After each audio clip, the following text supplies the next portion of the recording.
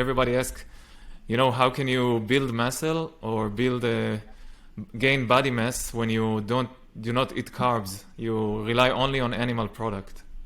Yeah, that's funny too. I mean, that's just something that gets repeated so many times that people just start to listen to it and believe it, and then this gets in textbooks. There's a lot of that in medicine. It's actually quite surprising that the more I dig into this and the more I've realized that we've really been misled in the whole diet and nutrition space, especially with cholesterol, saturated fat, and just basically all the recommendations in the last 40 years, especially all the official recommendations anyway, that we've really been misled, and these were based on very, very poor information, if not just pure supposition or fraud in many cases, actually, to do with cholesterol. So this is sort of one of those things. Someone made the suggestion you have to have carbs, you need carbs in order to burn carbs, but anybody who's taken biochemistry knows that that's not true. After 24 hours of not eating carbohydrates, your insulin drops to a certain level, and you are able to make blood sugar, liver glycogen, muscle glycogen, gain ketones, and you're able to mobilize those from your fat stores. And because you're mobilizing from your fat stores, even a very lean individual like yourself will have weeks of energy available to them. So you will never run out, really, ostensibly in any sort of realistic exercise, unless you're very emaciated. You can starve yourself long enough, of course, but it will take a while. Yeah. And so when you're eating carbohydrates, you actually shut that process down. When your insulin, you raise your blood sugar, your insulin will go up correspondingly, because blood sugar is actually harmful to you. It actually harms us. The glucose molecules physically fuse to other molecules called glycations, a non-enzymatic bonding of that carbohydrate to other molecules, and it damages them and causes them to not work properly. This is what kills diabetics. It damages them from the inside, and they break down slowly over decades, and they die young.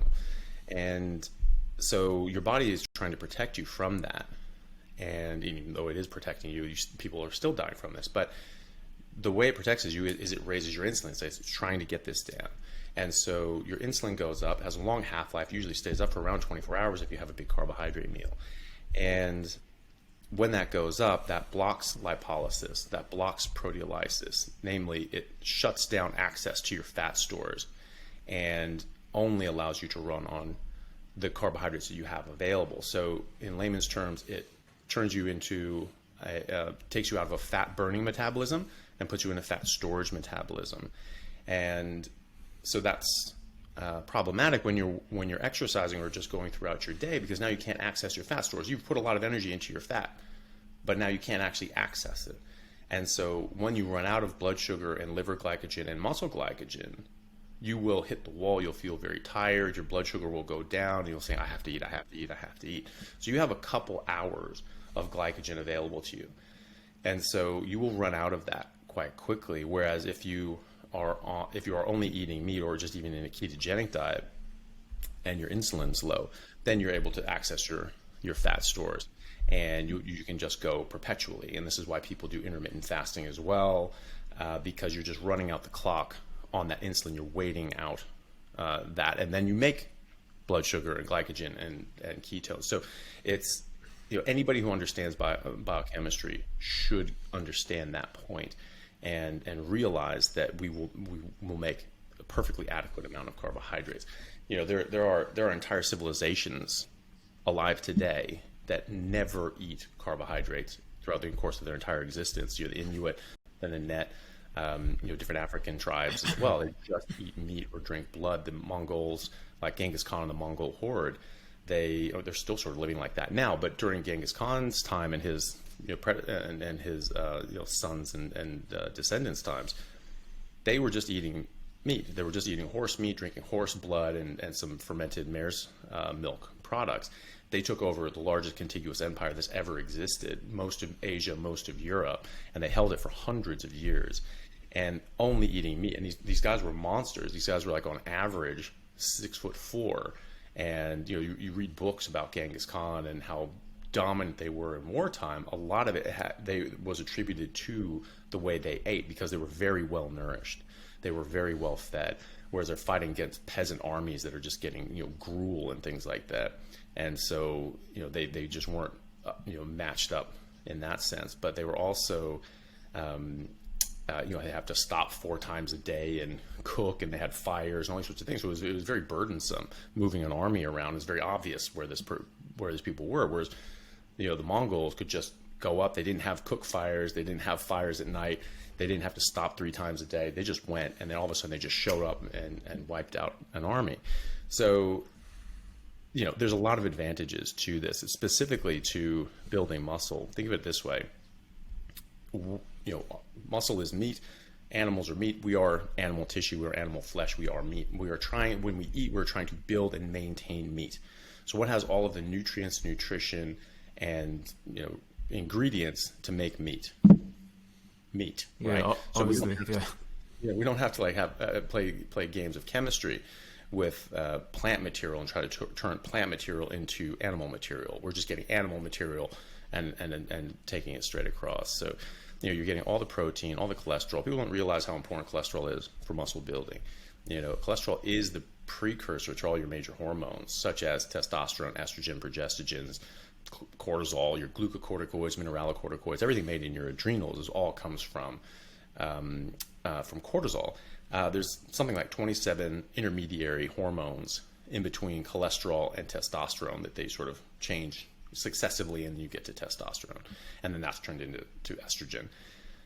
Every single you mean one cholesterol, of cholesterol, yeah. So cholesterol is at the beginning. So cholesterol gets turned into. So there's about 27 chemicals in between cholesterol and testosterone, and so every single one of those intermediary steps are all hormones. They all have a biological role in your body. They are all derived from cholesterol.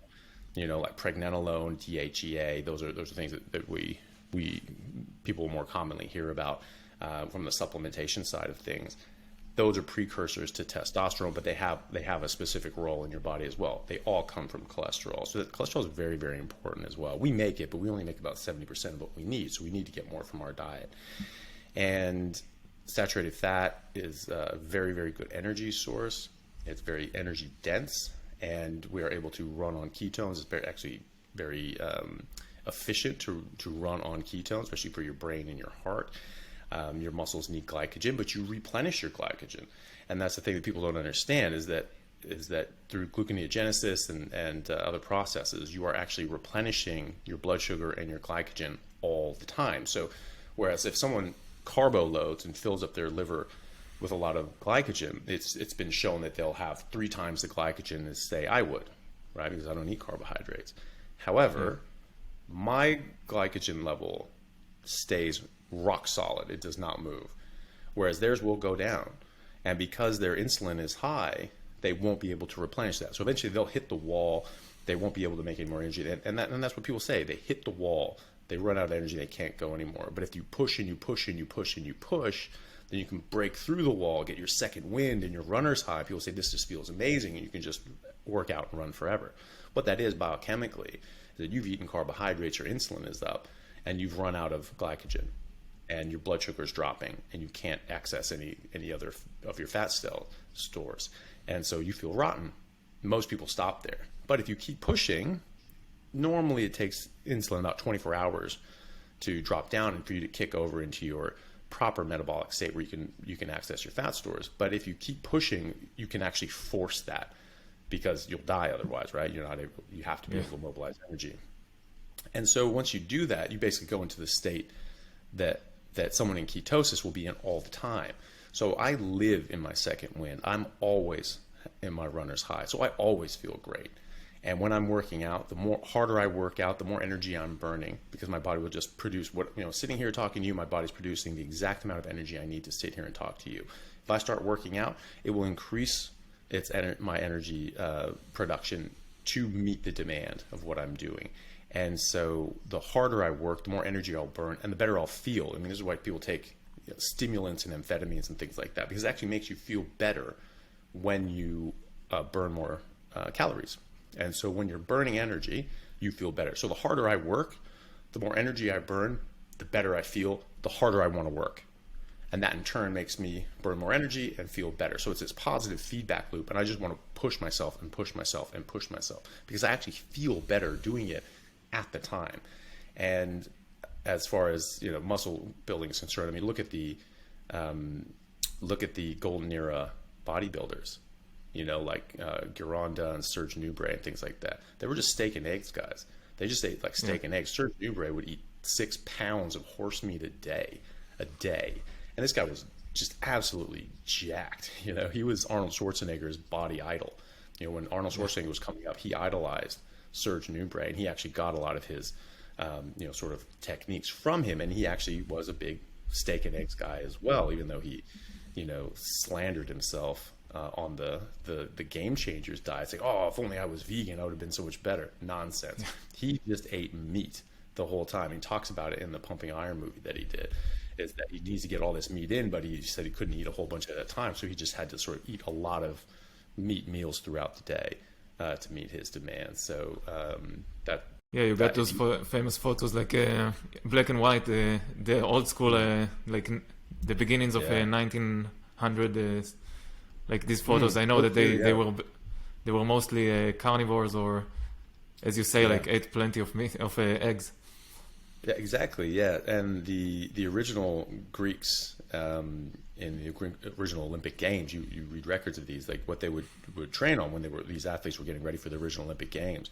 They would significantly increase their meat intake and sort of box out everything else. They would just focus on eating meat, and even the prizes for the Olympic Games were like cattle and sheep and things like that. It was just like meat was so prized and so understood as such an important nutrient source.